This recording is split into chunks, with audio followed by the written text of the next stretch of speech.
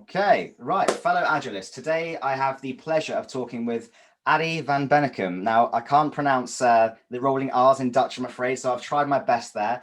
But Arie is one of the original signatories of the Agile Manifesto and a patron of the Agile20 Reflect Festival in February 2020. Now, firstly, and most importantly, how are you doing today? Well, I'm doing very well. I arrived yesterday evening, let's say midnight. I arrived in Johannesburg, South Africa, where I am right now. I'm going to be here for a while. I'm trying to get settled. So I'm in the dining at the moment, trying to find a good connection with the Wi-Fi. But furthermore, I'm doing very good. Very good. Thank you. Well, Arie, it's wonderful to be talking with you. And thanks for taking the time today. So I'm keen to start with something profound, something a bit deep. Agile in the past 20 years has grown. It's become more widely applied to various different industries, both software and otherwise. And there are hundreds of certifications out there with the word Agile in them. And in fact, if you searched on LinkedIn today, Arie, you'd find over 5 million results for people with just the name Agile in their title. So with that in mind, what does Agile mean to you? Well, there are many angles I can use to answer that question. But first, for what it should bring to organizations who apply it, and I think that's what most of the people are working for, is what I call bringing the better business value earlier to the market with a better internal quality. And why do I say it like this? The point is that the pace of innovation has gone up so fast; it will never slow down again. And that technology also facilitates competition from across the globe. So as a company, product life cycles are shorter, business models are shorter, they are disrupted by technology easily. And being able to respond to this, the old sequential working lines where you hand over to another person with a toll gate and more you go back. It's like a cha-cha-cha, right? You go up and down the waterfall, and that's costing so much time. That's not what it should be. And Agile should cover that one, right? And in my opinion, it does. When it comes to the certification, I also see that it has become a career path for people, which I don't mind. But one of the things for me, what Agile is about, is getting away from individual dependencies. You don't want to have people that you are depending on as an individual. So the moment that something happens, you say, oh, we get stuck because this person is not here at the moment. And you want to, this is where you get multidisciplinary people. Everybody should be able to do multiple tasks in a team, to make sure that the team can keep on progressing in what they do. And I fear, and I see sometimes that those certifications are just sustaining old school stuff. They are sustaining old school positions, even management positions. They are career paths, and people create just another silo. They lose all the old silos and they just create a new one. And that's my concern. Because it's about, avoiding delay, if you want to have one phrase, avoiding delay. And individual dependencies are a risk for delay. So you should get rid of individual dependencies. Agile is moving away from an individual task, to team delivery. And that means multidisciplinary people and no individual dependencies. And certification is not always helping that. Let me put it this way. Okay. Great to hear your answer. And if I was to summarize, it sounds like what you're saying is it's all about, I guess, speed to market, speed to value, and removing of the independencies to make it a unified team effort rather than an individual effort. Yeah. Okay. Yeah. Now, I'm someone who's a huge proponent of updating the Agile Manifesto, and not just for the sake of updating it, but to actually practice what we preach as Agile practitioners and demonstrate that we are continuously improving our ways of working rather than holding a 20-year-old document as gospel. Now, how do you feel about this statement, Arie? Do you feel it needs to be updated at all? Well, you could update it, of course, and people do it. I think there are at least like 10 or 20 new manifestos from whatever, right? At the same time, I still see most companies struggling with the baseline of what Agile is. Sure. And then you can ask, oh, Arie, what's the baseline? Well, just look at the 4 values and the 12 principles. Are they working for you like this? I could see it somewhere also as like the Declaration of Independence, right? It's what it is. We know what it is. And independence today means different. Democracy then is different from now, evolved. Do you want to change the Declaration of Independence? No. Would I change anything about the Agile Manifesto itself? Yes. What I think, I let it go a little bit too easy because, you assume things and assumptions are always wrong. For me, what is really important is that that software focus has never been my focus. I never ever did in my life Agile in the world of IT only. I always had a full delivery project or whatever, where I had teams working on the software, teams working on the data conversions, team working on, the administrative organization processes, including audits and those kind of trails that you sometimes need by insurance companies.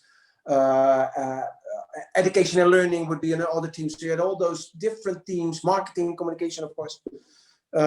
If you put a product into the market, it's not just the software. Software doesn't do anything. It's the people and the processes around it that make it work, and that requires the full deliveries. For me, it's always been full delivery, and the way it has been now with the word software, and it's become a techie thing, and only for the last couple of years people can see what they call business agility. And for me, business agility is a no-brainer. That's the only reason we do it, right? So I should have paid a little bit more attention to this one. But at the same time, the way it's been going, and everything needs its time, right? So I think this is the time. Fair point. So I love that. It's very simple. I've seen this suggestion elsewhere in the Agile community. A simple change from the word software to solution, for example. Yeah. Solution, product, service. Exactly. There's a very simple language change that you could do to make it more widely applicable. Because as you say, people will read that manifesto and they'll say, oh, it's for software, it doesn't apply to me. When actually the principles and values are widely applicable to many different industries, many different circumstances. I actually run many aspects of my life with following Agile principles, and that seems to work. Okay, wonderful. Okay, so let's talk about something a little bit different then. So given we're in this global pandemic, now more than ever, with us all distributed and all over the place, I firmly believe we need to make time for interaction on a personal level. So whenever I do meetings and sessions with people, I always aspire to just make some time to shoot the breeze a little bit, to talk about something non-work focused. If you could have the legs of any other animal in the world, what would you have and why? Oh, that's an interesting. I guess the wolf.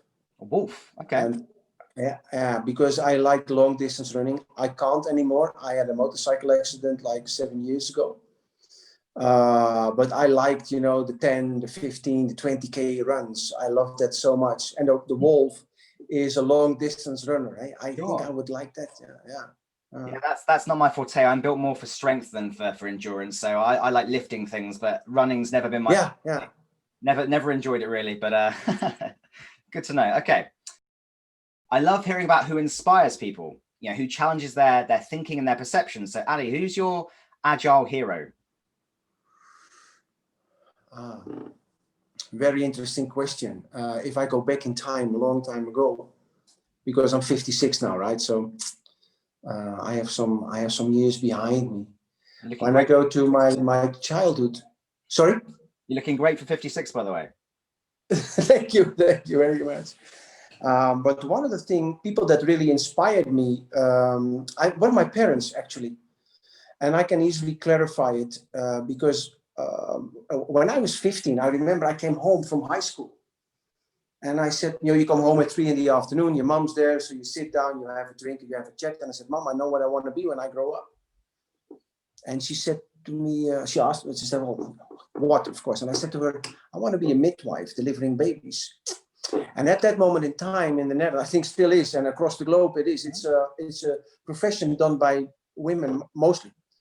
So what the most common response would be laughter, or saying, don't do this, you look like an idiot, go something else, be a gynecologist, or that kind of thing. But the only thing that she said was to me, well, if that's what you want to do, that's what you got to do.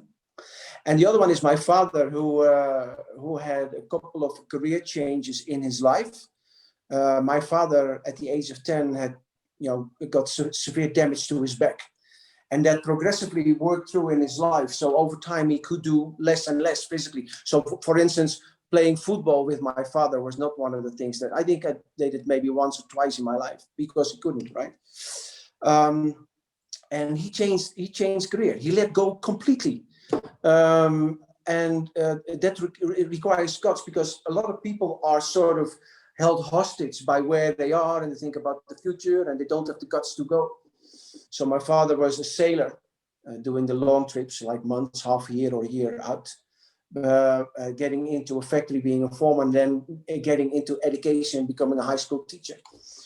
And doing those kind of jobs because that was what he could do. And I started as a midwife. Then I got into the army, and then I got into the software development.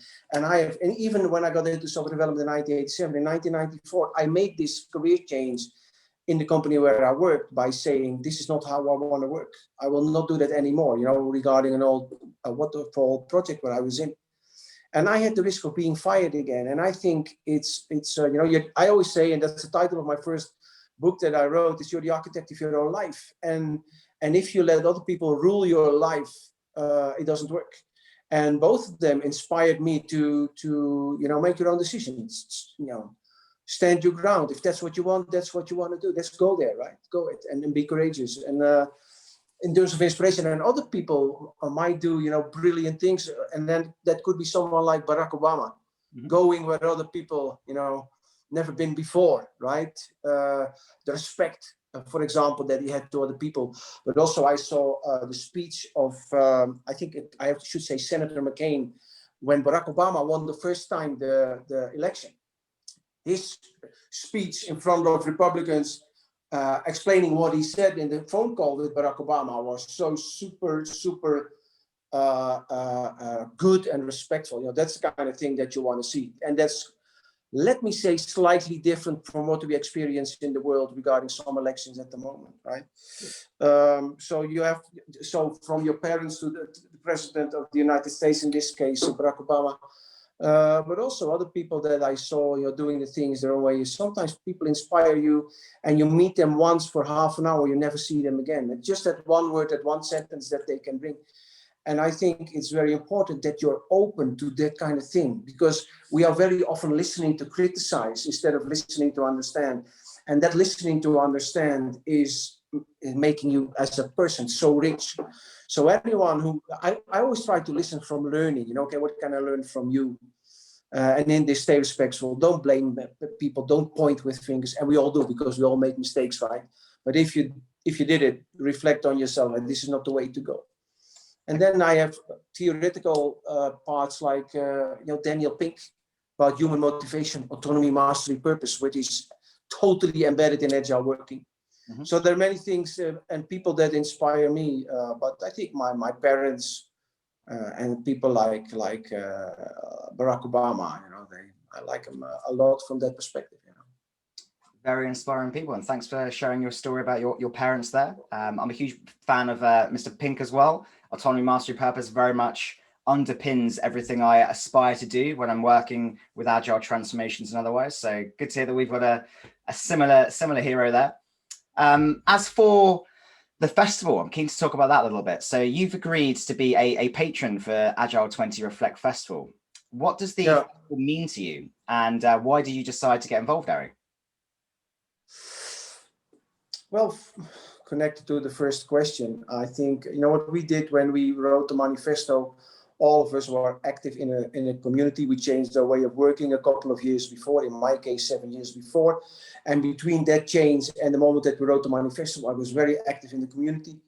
And I think knowledge sharing is very much underestimated as a power of mankind. And I'm not trying to get philosophical here, but I don't see any reason to keep my knowledge here for me, if I know it can help, or even just inspire other people.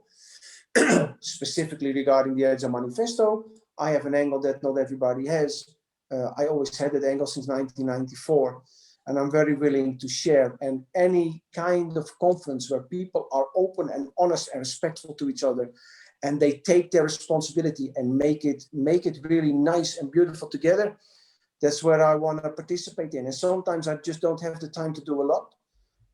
And sometimes I can do a little bit more, but for me, the whole agile world is coming forth from connections, knowledge sharing, and debating with each other without trying to say the other one is wrong, but just to help the other one a little bit extra from where he or she is at that moment. And I think this is one of the festivals what it's all about. So that's why I want to do it. Wonderful. Well, the festival will be richer for having you involved. It's great to have someone of your gravitas involved with the festival. It gives it legitimacy. And I love what you were saying there about continuous learning and sharing with one another. One of my values as the virtual agile coach is being open source always. So I'm always creating new things, sharing my learnings entirely for free. None of it will be behind a paywall, because if I can help one other person, even one other person, to think a little bit differently or try something new or benefit from that, then to me it's been of value. So that's what I'm all about. And I believe the festival is a similar opportunity to share with one another as a wider community what we've learned in the past 20 years, how we could take Agile forward in the future. I think it's going to be a fantastic festival. And I think, Chris, there's still so much to do. Most organizations are just doing a little bit of Agile, really changing the organizations. And then if you change the organization, also making sure that, that decision making is going faster and that the empowerment of the people, especially on the requirements level, is there. Those kind of things are still so far away. I see too many managers still involving layers and layers. And I still, the old school sequential process, right? Where you go into all these kind of things from, let's say, waterfall oriented. In many agile organizations, I see things going from, whatever they want to call it, like, feature teams to development teams to user acceptance teams, and then we go down the line one after the other. And I think, okay, you didn't get it, did you?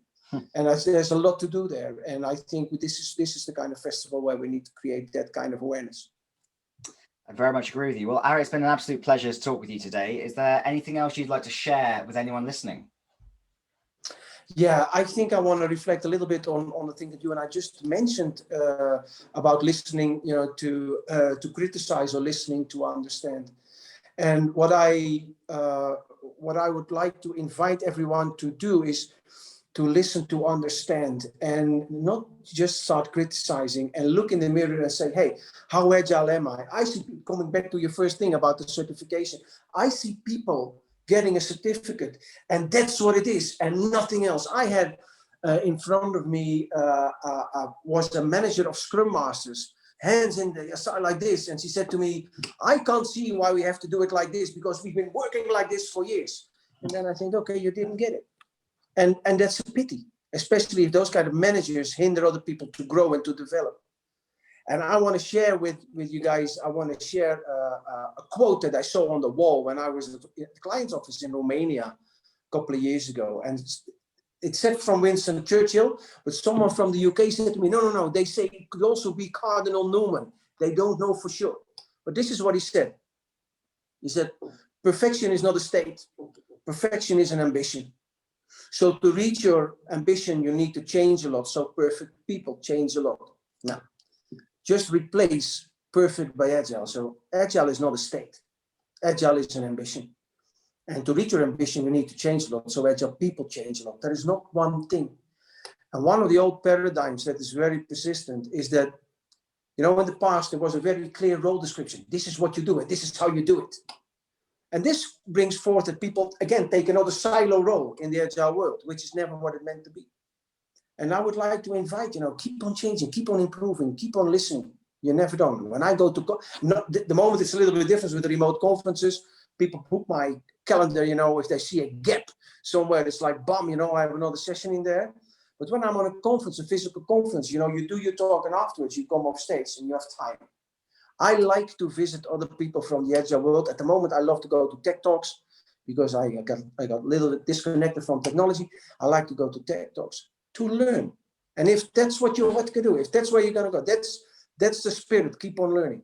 My grandfather was over 90, living 100 meters away from me. So when I got home at 8 or 9 in the evening in my car, I could just peek into his house, and I could see him sitting behind this computer, trying to email with people in China and that kind of thing. That's the kind of spirit that you need to keep. And very often the comfort zone is so seductive, and that's what we need to get out of, right? Completely. So what a profound way to finish off. Agile is not a state, it's an ambition. It's all about continuous learning. I love that. It's very much something I embrace myself. Arie, thank you again for your time today. For anyone who wants to find out a little bit more about the Agile20 Reflect Festival, you can do so at www.agile20reflect.org. Don't stop believing, folks.